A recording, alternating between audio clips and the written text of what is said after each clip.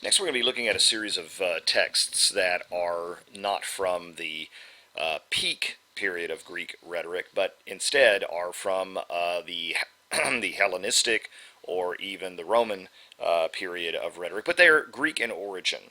The first one is a text called the Rhetorica ad Herennium. For many years, people thought it was written by Cicero, but we now know that it wasn't. The dedication is to Gaius Herennius. Dedicating works, it was a bit of a convention in the ancient world. You'll see Marcus Aurelius did this, and a number of different people did this. And the idea is to establish some sort of literary artifice or pretense for having written it. But what we have here is essentially another progymnasmata, which is kind of a handbook, a rhetoric handbook, but it's from a different period. And it is really the first full Latin rhetoric written in Latin, but it was written by a Greek. Sounds a lot like Cicero. It's very pragmatic. Shows the Greek influence on Roman rhetoric and culture. One of the things that we're going to talk about when we make the transition fully to Roman rhetoric, Cicero, Quintilian, these guys, Longinus, or otherwise known as the pseudo-Longinus, whatever you want to say about that text, is that the Greeks still retained the reputation even after the end of the golden age of Greek civilization, and even after Alexander the Great and the Hellenistic period.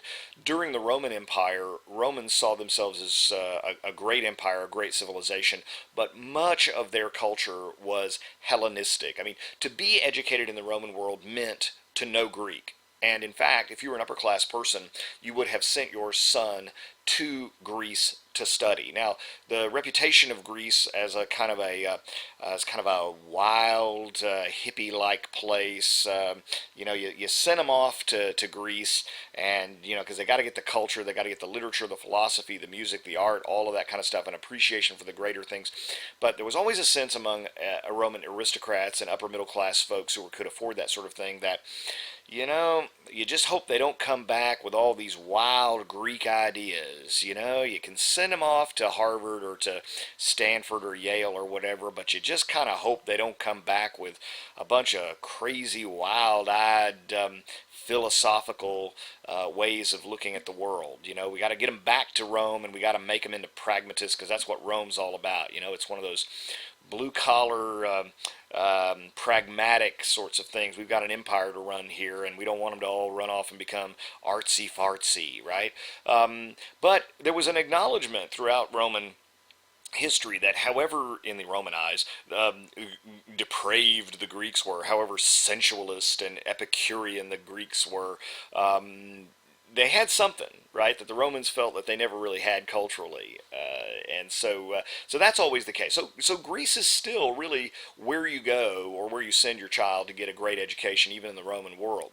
This particular text is highly prescriptive, meaning it essentially gives what you should or should not do in a very direct format. It's not descriptive at all, as in this is what people do with rhetoric. This is more of a here's what you need to do, right? Giving you instruction on what to do. There really is no philosophical discussion, particularly about ethics in here, that you would see with some of the other earlier Greek treatises on rhetoric or treatises that deal with rhetoric. It's really, at this point, it kind of assumes that the reader agrees on the basic assumptions regarding the nature, value, and function of rhetoric. It's not a subject that's kind of open to debate anymore at this stage. It delineates the skills that you need, and of course the two most famous ones in this are copiousness, which means a wide variety of rhetorical tools, and facility, which is the ability to use tools. But there's no real debate in here about, well, is it natural ability or is it something that people are trained in? I mean, to be a great speaker, do you need to have a lot of practice, or hey, no matter how much practice you have to have that certain sort of innate natural ability? That's really kind of off the table. It kind of goes with the territory that, yep, you need practice and you need ability. That's not something that this author is the least bit interested in discussing. The selections here particularly cover openings, we would say introductions, and conclusions. There's a little bit more in there as well, but it just basically says, look, when you're talking about introductions or openings, there are two types: direct, subtle. right? When you've got a certain kairotic situation, kairos, remember that from the last slide? When you've got a certain kairotic situation that is conducive to a direct opening, use a direct opening. If you've got maybe a different kind of kairotic situation, hostile audience for something, for example, you're going to need to use a subtle opening, and here's how you do it. When you use the direct opening, these are the things you need to do. When you use a subtle opening, these are the things that you need to do. In terms of conclusions, and here's why people should never have assumed that this was Cicero, because he does something very different, and we'll see that later on. In terms of conclusions, it says you got to do three things in a conclusion: summing up, amplification, and appeal to pity, or actually appeal to pathos, right? Emotion. Now that's kind of like Cicero, but when we get to Cicero, you'll see that he's much more specific than that. He doesn't simply say that you should sum up your argument. He doesn't simply say that you should amplify, which is to expand on the argument. And he doesn't simply say that you should appeal to pathos, although he does say that you should do that.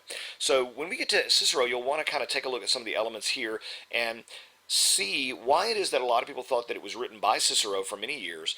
But then when you read Cicero, try to figure out, okay, what could have tipped people off or should have tipped people off that it wasn't?